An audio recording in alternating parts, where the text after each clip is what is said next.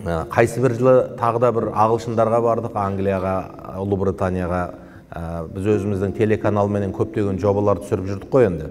Сол кезде Лорд Ахмад деген кісіменен дастархандас болып қалдық. Сол Лорд Ахмад деген кісімен дастархандас болып әңгімелесіп отқанда сол айтты: сендер енді ағылшындардың керемет сайыпқыран саясаткерлігіне, елден ерекше экономикасына, мынау ғасырлар бойы жұмыс жасап жатқан парламентіне, заңның бірінші кезекте орындалатын тәртібіне таңғалып отырған шығарсыңдар деді. Енді әрине дедік. Бір парламентінің өзі өзгермегеніне 500 жылдан асып кеткен ғой. Парламенттің ішкі жүйесі жұмыс жасап келатқан 600 жылға тақау уақыт болған. Енді не деген мағым аяғынан тік тұрған ел деп таңғалатын нәрсе көп қой енді о жерде. Сонда жай ғана бір көпірді көрсетіп жатыр да, мына көпірді көрдің ба дейді, өзеннің үстінен. Иә десем, осы бір көпірдің салынуы үшін дейді, осы көпірді 50 жыл жоспарлады дейді. Мен айтам, сонда бұл көпірді жоспарлаған адамдардың алды өмірден кетіп қалған шығар десем, иә дейді. Бір поколение 10 жыл жоспарлайды, керек па, керек емес па, экономикалық тиімділігі, әлеуметтік пайдасы дегендей, барлық жағынан экологияны бұзбай ма дегендей. Сөйтіп 50 жыл жоспарлағаннан кейін осы жақында ғана шешім қабылданып, міне 2 жылда салып шықты. Былайша айтқанда, осы бір көпірді салуға ағылшындар 60 жылын жұмсады дейді. Дамыған, орныққан, аяғынан тұрған елде кез келген жобаны асықпай жасауға мүмкіншілік бар да. Ал енді біз сияқты жаңадан мемлекет құрып жатқан елде тез-тез заң шығарып, тез-тез істеп, тез бітірейік.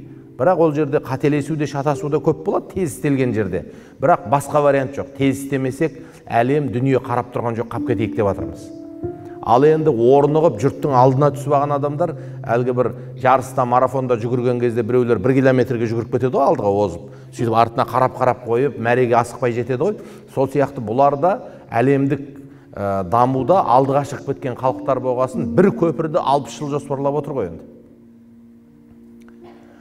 Енді сол адамға әрине таңғаласың. Сонда таңғалып отқанда, ол маған таңғалды да бір нәрсеге.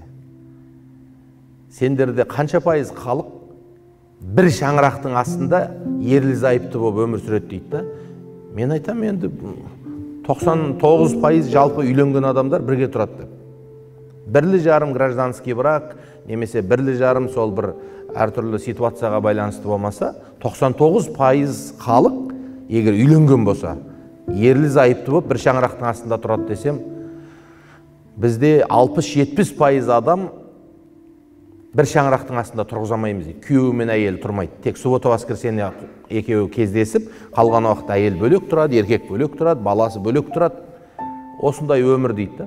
Мемлекет болып, бүкіл қоғамдық институттар болып, мемлекеттен өте көптеген гранттар бөліп, ерлі зайыпты адамды қалай бір шаңырақтың астында тұрғызсақ болады деп соған бас қатырып жатырмыз дейді.